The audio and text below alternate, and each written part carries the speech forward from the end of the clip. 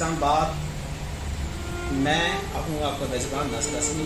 میں اپنے پروگرام محفل ادب کے ساتھ حاضر ہوں. ناظرین, آج ہمارے مہمان ہیں ڈاکٹر فرحت عباس. جی ڈاکٹر صاحب کیسے ہیں آپ؟ السلام علیکم. کیسی آپ کی سر؟ جی ڈاکٹر صاحب, ہمارے بہت سارے مہمان آتے رہتے ہیں لیکن آپ کی شخصیت تھوڑی منفرد ہے, تو آج ہم آپ سے اس منفرد شخصیت کے حوالے سے بھی کچھ سوال کریں گے اور آپ کے ذوق کے مطابق بھی آپ سے ہم کچھ باتیں کریں گے, تو انشاءاللہ ہمارے ناظرین بھی اور ہم سب اسے محسوس کریں. جی ڈاکٹر صاحب, فرسٹ آف آل آپ یہ بتائیں کہ کیسے آپ نے یہ سفر شروع کیا اپنی شاعری کا؟ کیوں آپ کے اندر یہ ذوق پیدا ہوا؟ اس کی کیا وجہ ہے؟ شاعری کا سفر دراصل کلاس روم میں جو ہم دوست ہوتے ہیں ایک دوسرے کے ساتھ پیار محبت, جب بچپنا ہوتا ہے نا تو بندہ اپنے لیے ایک دوست منتخب کر لیتا ہے. تو جب میں چھٹی جماعت میں تھا تو مجھے ایک دوست بہت عزیز تھا, تو ہمارا یہ تھا کہ کلاس میں چاہتا تھا کہ میرے علاوہ وہ کسی کے ساتھ بات ہی نہ کرے. تو جب وہ کسی سے بات کرتا تھا تو میں ناراض ہو جاتا تھا, پھر اس کو مناتا تھا. یوں یہ تھا کہ کلاس جو تھی ہماری وہ آدھی اس کے ساتھ ہو جاتی تھی, آدھی میرے ساتھ. اگر ہم دونوں ناراض ہوتے تھے تو آدھی کلاس میرے ساتھ ہوتی تھی اور آدھی کلاس اس کے ساتھ. اگر ہم صلح صفائی کر لیتے تھے تو پھر ساری کلاس کی صلح ہوتی تھی. یوں ہوتا تھا کہ ہم دونوں آپس میں گلے ملتے تھے اور سارے اسٹوڈنٹس ایک دوسرے کے ساتھ گلے ملتے تھے, یعنی ہم نے ٹرینڈ. جی ڈاکٹر صاحب, ناظرین کو آپ یہ بھی بتائیں گے کہ جب مطلب کہ اسکول کی عمر کے اندر بسم ادب ہوتے ہیں, یہ ساری چیزیں ہوتی ہیں, اس کے اندر کیا آپ نے اپنی پرسنل شاعری کے ذریعے اس میں پارٹیسپیٹ کرتے تھے؟ جی ہاں بالکل, میں عرض کرتا ہوں کہ وہ ہماری ایک ایکٹیویٹیز ہوتی تھی ایکسٹرا کریکولر, جن میں محفل ادب شعر و ادب ہر اسکول میں ہوا کرتی تھی. اب تو نہیں ہے لیکن اس میں ہر بندہ کچھ نہ کچھ لکھ کر لے آتا تھا. تو اس دوست کی وجہ سے میں کوشش کرتا تھا کہ کوئی ایسی چیز لکھ کر جاؤں جو بہت اچھی ہو.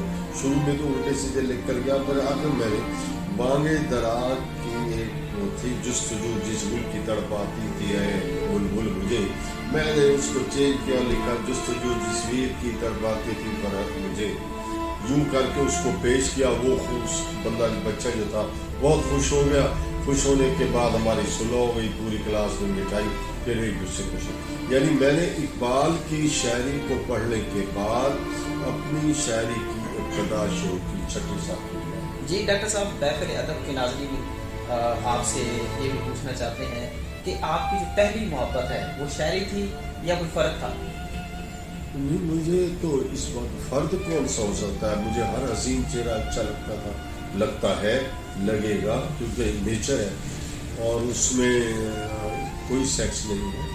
ہر خوبصورت چیز مجھے اپیل کرتی ہے, چاہے وہ جانور کا بچہ ہو, انسان کا بچہ ہو, اور چاہے یہ تخلیق جو ہے درختوں کی ہو, خوبصورت ایک پھول ہو, خوبصورت کوئی فروٹ ہو, جو آنکھوں کو بھلا لگے وہی خوبصورتی ہے. تو میں یہ سمجھتا ہوں کہ میں نے اپنی اسٹوڈنٹ لائف میں ہر اچھی چیز کو, ہر اچھے پودے کو, ہر اچھی شے کو اپنا محبوب بنایا ہے, اپنے ساتھ لے کر چلا ہوں اور اس کو اپنا بنانے کی کوشش کی ہے. ان میں اگر کوئی درمیان میں کوئی زیرو یا انسان آ گیا ہے تو میں بڑا پوزیسو ہوں, میں کہتا ہوں یہ چیز میرے ساتھ رہے. یہ نہیں ہے کہ میں یہ چاہتا ہوں کہ کسی اور کی نہ رہے, لیکن یہ میری ہو بات.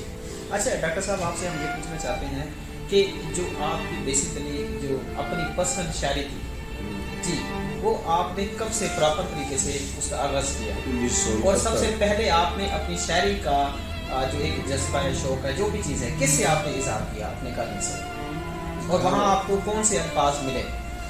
بات یہ ہے کہ میں بانگ دراگ کا قاری تھا, ضرب کلیم کا, ارمغان حجاز, پیام مشرق, اور سب سے زیادہ انسپائریشن مجھے اپنے والد محترم سے ملی, کیونکہ وہ بانگ دراگ کے حافظ سے, حافظ قرآن بھی تھے اور بانگ دراگ کے حافظ سے, اور انہوں نے مجھے 5ویں جماعت میں یہ کتابیں لا کر دیں, اور اس کے ساتھ عربی ٹو اردو, اردو ٹو اردو اور فارسی ٹو اردو کی فہرست لغات جو ڈکشنریاں تھیں وہ بھی لا کر. کیا آپ کے اندر آج بھی 20 साल का डॉक्टर फरहत अब्बास, अब तो आप डॉक्टर फरहत अब्बास है, क्या वो 20 साल का फरहत अब्बास आज भी आपके अंदर जिंदा है? अभी तो मौजूद है, उस वक्त तो इदराक ही नहीं था। अब तो मुझे पता चलता है कि मैं शायद भी था 20 साल की उम्र में, और मैं यूं मेरे जज्बे थे। अब मैं सोचता हूँ कि कुछ जज्बे ऐसे थे जिनका मैं इजहार नहीं कर सका, तो क्यों ना मैं अब करूँ, तो मैं करता हूँ। और मेरी शायरी मेरे अपने तजुर्बात, गमे दौरा, गमे जाना की बुनियाद पर है।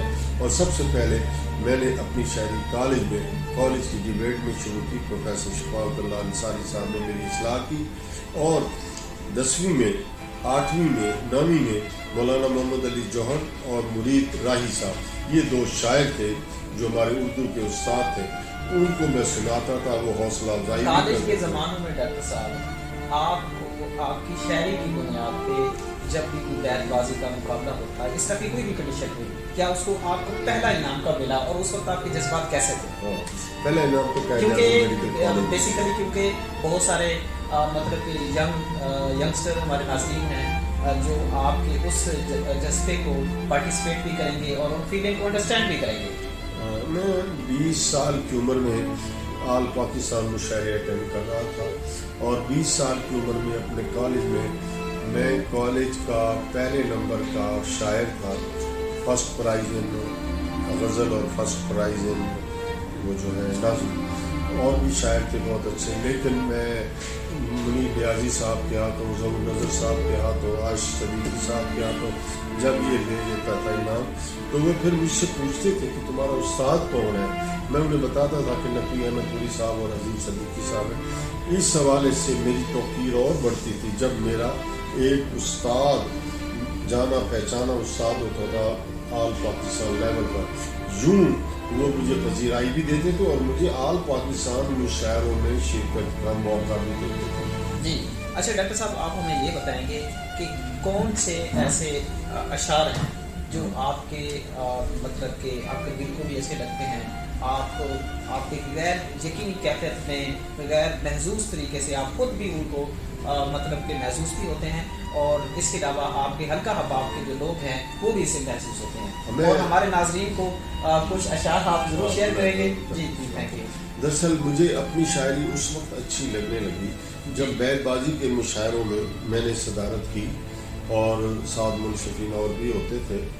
तो उन मुशायरों में मुझे नहीं पता था, जो तालिब इल्म थे वो जो शेर कोट करते हैं एक दूसरे को मुकाबले में सुना रहे थे, उन्हें नहीं पता था। तो उन्होंने मेरा एक शेर भी पढ़ा। जब वो शेर पढ़ा तो उसमें काके की गलती थी। अमूमन हम बच्चों को दरगुजर करते हैं, लेकिन जब मैंने सदारती खुतबा दिया, मेरी उम्र उस वक्त 24 या 25 साल थी, तो मैंने कहा कि बच्चों ने बहुत अच्छा सुनाया, 10वीं जमात के बच्चे थे ये वगैरह, लेकिन मैं उनकी तारीफ भी करता हूँ। लेकिन एक शेर ऐसा इन्होंने सुनाया, उसमें का के की गलती थी, मैं दोबारा उसको ठीक करके पढ़ लेता हूँ। मैं कभी इस्लाह न करता, लेकिन चूंकि वो मेरा शेर था इसलिए मुझे हथौड़ा बनकर लगा, तो वो मैंने सुनाया, और वो मैं शेर सुनाता। ये और बात के तन्हा रहा न जाएगा, ये और बात के तन्हा रहा न जाएगा, मगर वो मिलके मुझे और भी रुलाएगा। ये शेर जब सुनाया ना एक बच्चे ने, मेरा उसको नहीं पता था किसका है, फिर तो बड़ी तालियां बजी और मेरे अंदर का शायद बूस्ट अप हो गया, मैं तो शेर हो गया।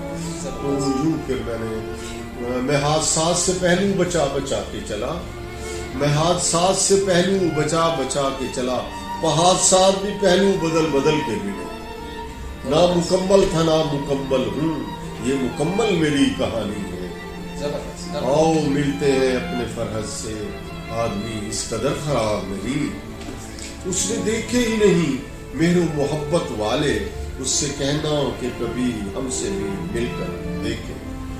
इसी तरह मैं जो वादी शौक में अब मैं जो चला आया हूँ, अब कोई और उसे आंख न भर कर देखे।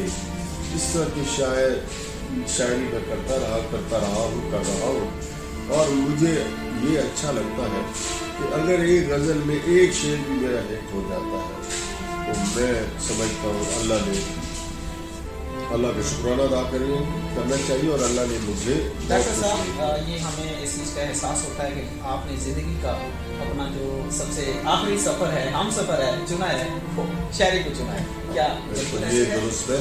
जी आखिरी हम सफ़र तो न कहें, आखिरी हम सफ़र तो बस वो ईमान की मंजिल साथ साथ चलती रहे वो जी, ठीक है, लेकिन शायरी मेरा शौक़ है, जी शायरी मेरा ज़ौक़ है, मैं इसके बगैर ज़िंदा नहीं रह सकता।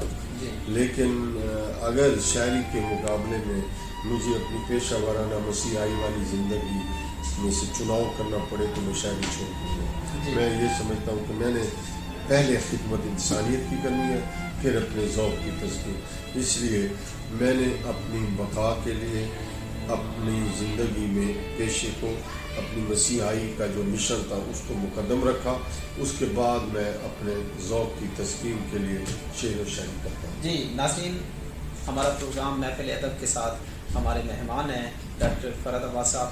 अभी हम 5 मिनट का वक्फ़ा लेंगे, उसके बाद दोबारा आपकी खिदमत में हाज़िर होंगे। Thank you.